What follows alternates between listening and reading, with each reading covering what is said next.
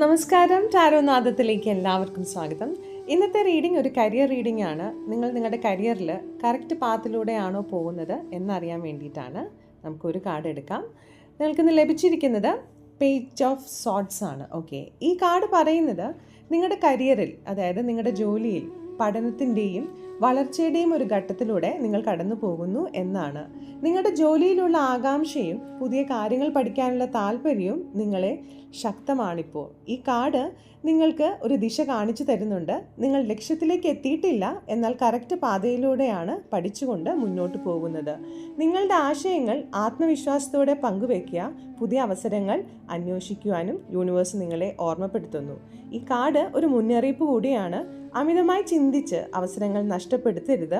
എല്ലാം പൂർണ്ണമായതിനു ശേഷം മാത്രമേ തുടങ്ങൂ എന്ന് നിർബന്ധം വെക്കുകയും ചെയ്യരുത്.